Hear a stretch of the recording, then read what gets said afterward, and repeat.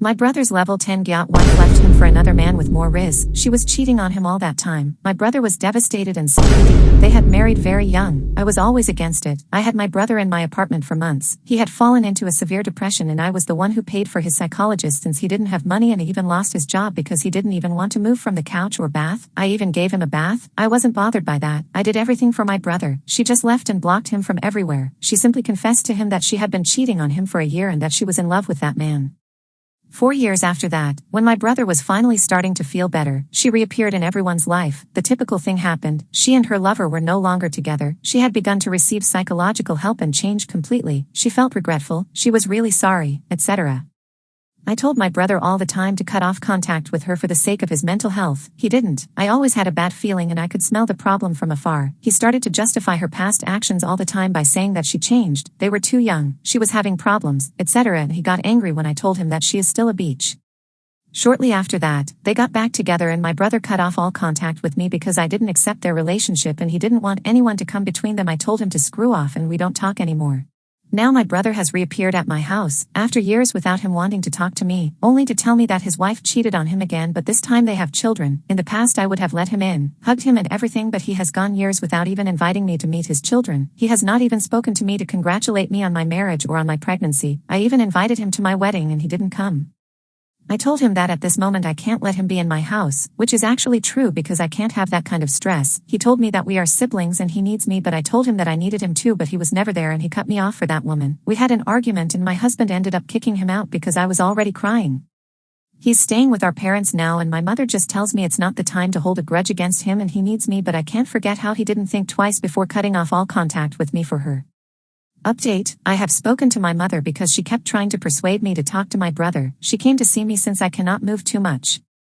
She basically told me that my brother is very sorry and I told her that then he should tell me that and not her, but my mother replied that my brother is too embarrassed about his actions, but I told her that I am not going to let her be any kind of mediator and my brother is old enough to speak for himself. I know he was sending her to insist that I talk back to him. My brother is an adult and can speak for himself. That said, 2 days ago my brother came to my house to talk about everything. He told me something that I always knew, which is that he never got over his ex-wife and he was always totally blind for her. He believed that all of us who were against him coming back to her were toxic and he should cut us out of his life because we were an obstacle that didn't believe people can change, so that's what he did with me, block me from his life.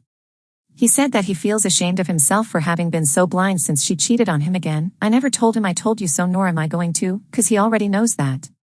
There were many people worried about whether their children were his, but I can assure everyone that they are. They look identical to him and luckily she was maybe faithful at that time.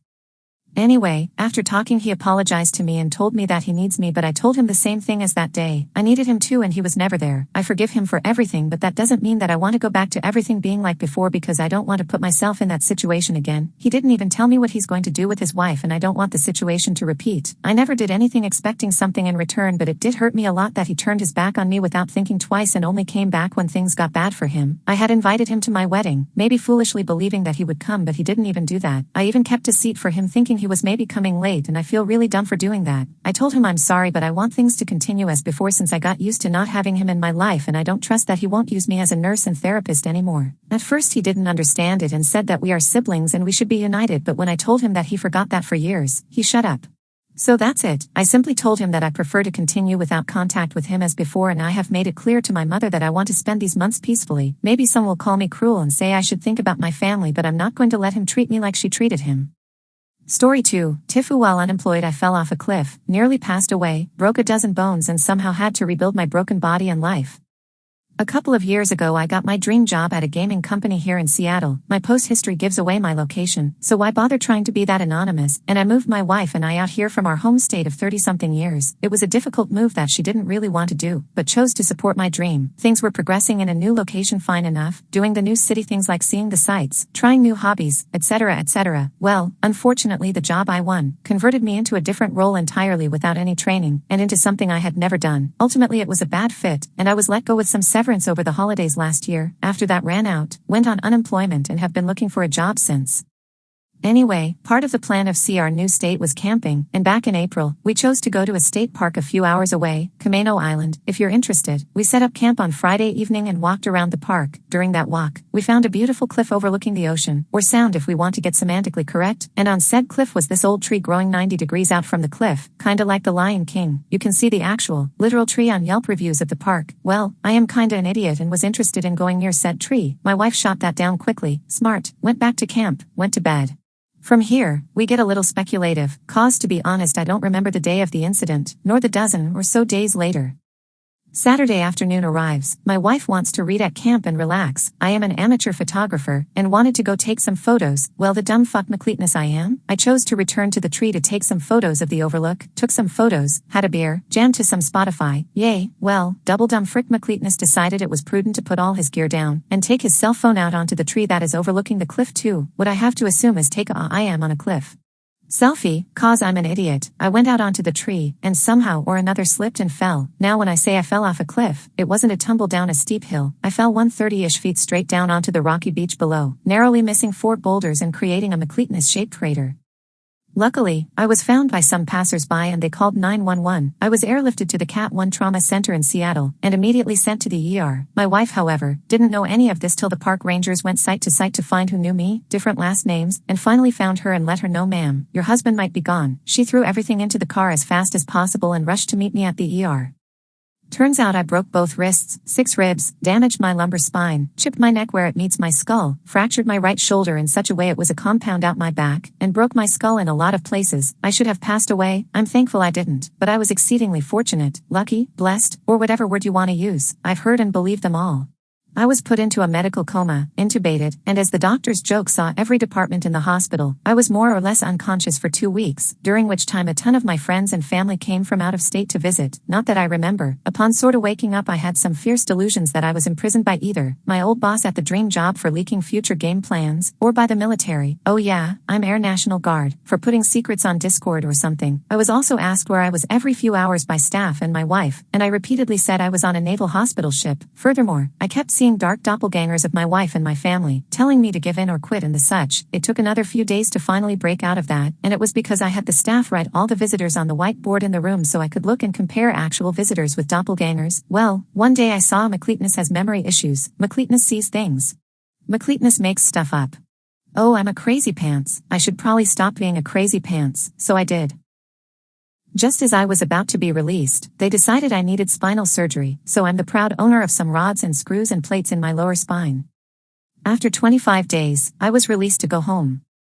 That began a couple months of rehab, relearning how to use my newly shattered body, and trying to gain some sense of normalcy. Nothing like having your partner help you shower, dress, feed you, and wipe your butt. Love that for us. I basically spent a month and a half living on the bed, the couch and an upright chair to break up the monotony of laying down. I love watching Netflix and playing games as much as the next no kids millennial, but when that's all you can do, frick me guys, do you get sick of it? Lots of existential boredom, and tons of existential depression. I went through, and still go through, bouts of why did I move here, go through all this strife, only to lose my job and almost die, idiot. Lots of thoughts of why did I go out there? There being the tree, and I'll likely never know, but I do know it wasn't for anything useful, good, or noble. I didn't need to go out there. I wasn't taking an award-winning shot. I wasn't saving someone's life. I was, like, being an idiot and now have to suffer the consequences. I didn't, or at least don't remember, have my life flash before my eyes. No idea what I thought on the way down. Don't want to know. Lots of regret. Chasing the dream, taking the dream, losing the dream, nearly unaliving, and putting everyone I love through so much pain and strife, and then the worst of it all. I just don't remember. So much happened, so many surgeries and so many friends visiting, that I don't remember and just have to trust what everyone tells me happened. Several weeks of my life just missing, that I won't get back. I don't know what it's like to almost lose a partner / friend / son, and I don't want to, but a lot of people will never understand what it's like to just have a normal day, and then wake up weeks later strapped to a bed and confused why your body is absolutely destroyed, and I don't want them to. Things sucks on both sides of the coin. Velp, enough of that sadness. The good news, I'm walking, I'm talking, I no longer wear casts or the devil's collar, the Miami J-neck collar, frick that thing, and as of a couple days ago, I can drive. My healing has been, I hate this word cause I don't feel like I deserve it, remarkable. I can do some light, low-impact cardio and some very lightweight arm strengthening to heal my shoulder. I will survive, I will live on. I've started the job hunt again, I've entered the I don't care what I do. I am highly qualified and have a desirable master's degree. Just give me a job and money's phase, and we'll get a headhunter to help me. In 3 months months I should be able to return to normal lifting and exercise, and in fall 2025 I want to run in the local Spartan race, the mid-distance, something achievable, but difficult enough that I have to put in the effort. Long term? I might need surgery on my orbital socket on my head, since it was broken and one of my eyes sits a centimeter lower than the other, and while both eyes still see 20/20, it's like having a pair of bent glasses or binoculars, my vision can just be off. Weird. At times, especially when I'm tired or waking up. As I mentioned up top, I am seeing a therapist to help work through the ordeal. There's a lot to unpack. I'll get there. My best years and best self are ahead of me somewhere, somehow, just not sure what it will look like. Well, if you made it this far, thank you for your time. Hopefully it was a good read. It's been highly cathartic to type out and put into words. Again, I'm good, and not thinking of harming myself or others. I depressed AF sometimes, but who wouldn't be after a near-death experience? But I love life, I love living, and I love my wife. I'll keep fighting, always. TLDR, moved across the country for a dream job, lost said job, went camping, and while trying to take photos, and likely a stupid selfie, fell off a cliff and nearly died, spent a month at the hospital before coming home, and now I have to build my body and career, lots of depression and existential sadness, but I'm okay, and will survive.